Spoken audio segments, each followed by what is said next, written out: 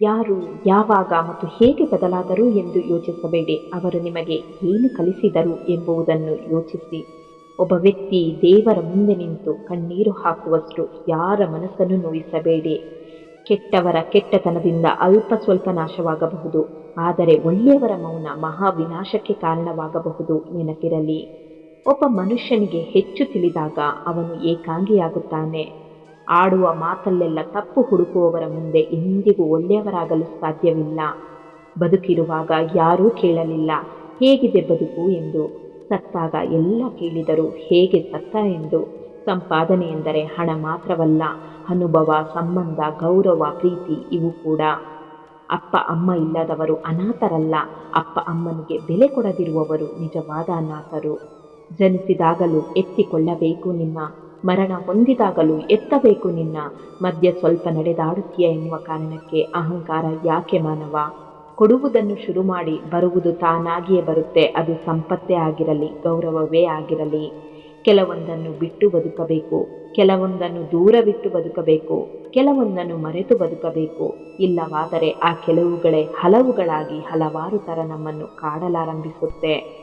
ಒಂದು ದಿನ ಎಲ್ಲ ಸರಿ ಹೋಗುತ್ತೆ ಅಂತ ಅಂದುಕೊಂಡು ಪ್ರತಿದಿನ ಬದುಕುವುದೇ ಜೀವನ. ಧರ್ಮದ ಬಗ್ಗೆ ಮಾತನಾಡುವುದು ಸುಲಭ, ಆದರೆ ಅದನ್ನು ಪಾಲಿಸುವುದು ಕಷ್ಟ. ನಮ್ಮ ಬದುಕೇ ಒಂದು ಹೋರಾಟ. ಈ ಹೋರಾಟದಲ್ಲಿ ನಾವು ಮಾಡುವ ಕಾರ್ಯವನ್ನು ನಾವು ಪ್ರಾಮಾಣಿಕವಾಗಿ ಮಾಡಬೇಕು. ಏನು ಆಗಬೇಕೋ ಅದು ಆಗೇ ತೀರುತ್ತೆ. ಅದನ್ನು ತಡೆಯಲು ನಮ್ಮಿಂದ ಸಾಧ್ಯವಿಲ್ಲ. ಕಷ್ಟಪಡದೆ ಸಿಕ್ಕ ಫಲ ಎಂದಿಗೂ ಸುಖವನ್ನು ಕೊಡುವುದಿಲ್ಲ. ಸುಖವನ್ನು ಕಷ್ಟಪಡುವುದರಲ್ಲಿ ಹುಡುಕಿ. ಅಂದ ಮತ್ತು ಆನಂದ ಬೇರೆಲ್ಲೂ ಇರೋದಿಲ್ಲ, ನಿನ್ನೊಳಗೆ ಇರುತ್ತೆ. ಮತ್ತೆಲ್ಲೂ ಹುಡುಕಬೇಡ. ಮೂರ್ಖರ ಸಂತಿಯಲ್ಲಿ ಮೌನವಾಗಿರಬೇಕು. ಬುದ್ಧಿವಂತರ ಜೊತೆ ಬುದ್ಧನಂತಿರಬೇಕು. ಸಂಬಂಧಿಕರ ಜೊತೆ ಸಂಸ್ಕಾರದಿಂದಿರಬೇಕು. ಹೀಗೆ ಮಿಂಚಿ ಒಂದು ದಿನ ಮರೆಯಾಗಿ ಬಿಡಬೇಕು. ಆ ಮಿಂಚನ್ನು ಪ್ರಪಂಚವೇ ಬೆರಗಾಗಿ ನೋಡಬೇಕು. ಬಲ ಇದೆ ಅಂತ ಅಹಂಕಾರ ಪಡಬೇಡ. ಯಾಕೆಂದ್ರೆ ಕಲ್ಲು ನೀರಿನಲ್ಲಿ ಬಿದ್ದಾಗ ಅದರ ಭಾರದಿಂದಲೇ ಅದು ಮುಳುಗಿಬಿಡುತ್ತೆ. ಅತಿ ದೊಡ್ಡ ಸಂಪತ್ತು ಎಂದರೆ ಬುದ್ಧಿವಂತಿಕೆ, ಬಲವಾದ ಆಯುಧವೆಂದರೆ ತಾಳ್ಮೆ, ಅತ್ಯಂತ ಉತ್ತಮ ರಕ್ಷಣೆ ಎಂದರೆ ನಂಬಿಕೆ, ಅತ್ಯಂತ ಒಳ್ಳೆಯ ಔಷಧಿ ಎಂದರೆ ನಗು, ವಿಸ್ಮಯವೆಂದರೆ ಇವೆಲ್ಲವೂ ದುಡ್ಡಿಲ್ಲದೆ ಸುಲಭವಾಗಿ ಸಿಗುವಂಥದ್ದು. ಒಬ್ಬ ವ್ಯಕ್ತಿಯು ತನ್ನಲ್ಲಿ ಸಹಿಸಿಕೊಳ್ಳುವ ಶಕ್ತಿ ಇರುವವರೆಗೂ ಸಹಿಸಿಕೊಳ್ಳುತ್ತಾನೆ.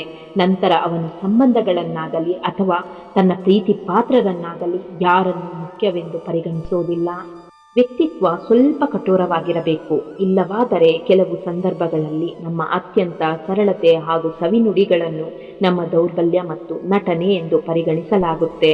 ಯಾರು ನಿನ್ನನ್ನು ನಿಂದಿಸಿದರು, ಪ್ರತಿಕಾರ ತೀರಿಸಲು ನಿನ್ನ ಕೈಯಲ್ಲಿ ಆಗದಿದ್ದರೂ ಕಾಲ ಅವರನ್ನು ತಪ್ಪದೇ ಶಿಕ್ಷಿಸುತ್ತೆ.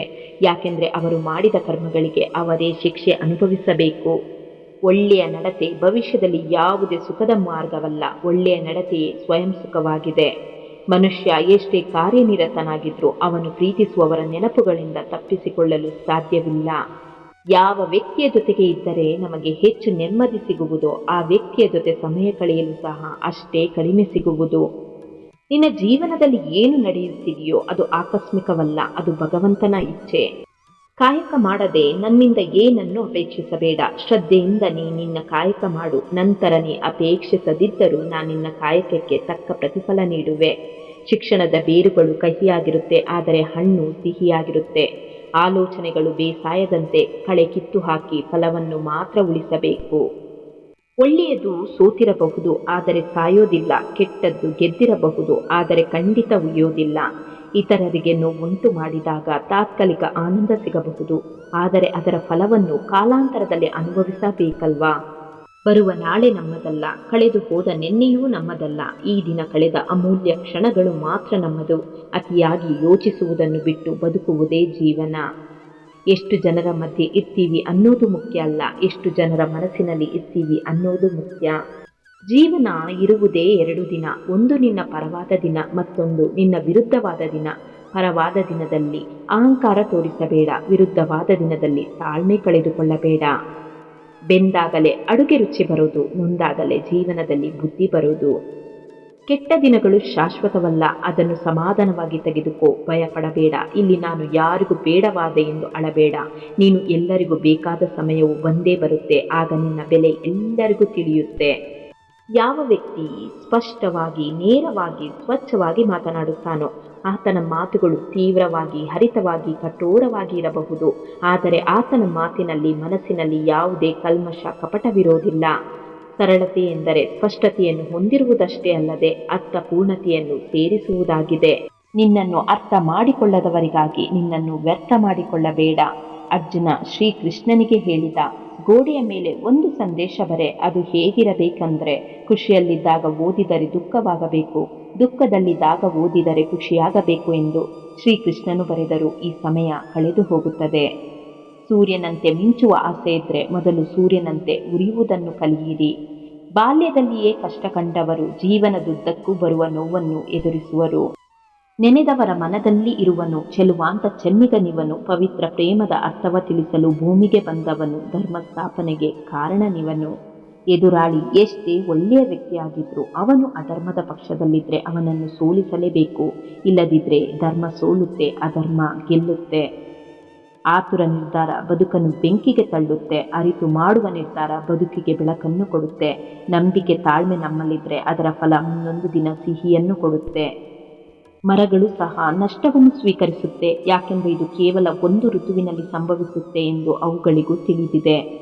ದುಃಖ ಅನ್ನೋದು ಕೆಲವರಿಗೆ ಎಷ್ಟು ರೂಢಿಯಾಗಿರುತ್ತೆ ಅಂದರೆ ಸುಖದಲ್ಲೂ ದುಃಖವನ್ನೇ ಹುಡುಕಿ ಕಣ್ಣೀರು ಹಾಕುತ್ತಾರೆ. ತೊಂದರೆಗೆ ಎರಡೇ ಕಾರಣ, ಒಂದು ಕೆಟ್ಟವರ ಮೇಲೆ ನಂಬಿಕೆ ಇಡೋದು, ಇನ್ನೊಂದು ಒಳ್ಳೆಯವರನ್ನು ಸಂಶಯಿಸೋದು. ನೋವುಗಳಿಂದ ತಪ್ಪಿಸಿಕೊಂಡು ಬದುಕುವುದು ಜೀವನವಲ್ಲ, ನೋವುಗಳ ಜೊತೆ ಬೆಳೆದು ಗೆಲ್ಲುವುದೇ ನಿಜವಾದ ಜೀವನ. ನೋವು ಮತ್ತು ಸೋಲನ್ನು ಸಹಿಸಿಕೊಂಡವನು ಇಡೀ ಜಗತ್ತನ್ನೇ ಗೆಲ್ಲಬಹುದು.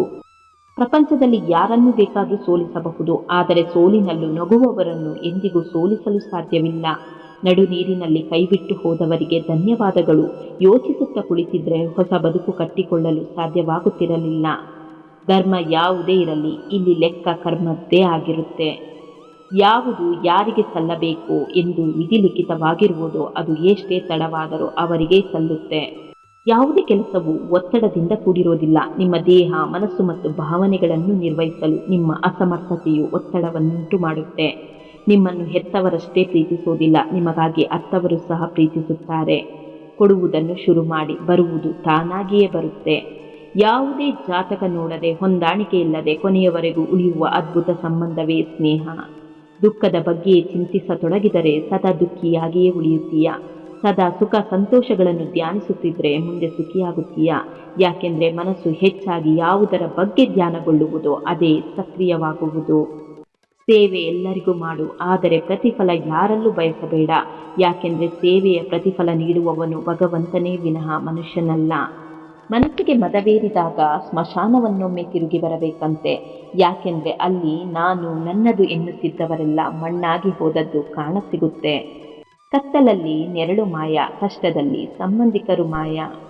ಓಡಲು ಸಾಧ್ಯವಾಗದಿದ್ದರೆ ನಿಧಾನವಾಗಿರು, ನಡೆದು ಗುರಿ ತಲುಪಬಹುದು, ಆದರೆ ಹಿಂದಿರುಗಬೇಡ.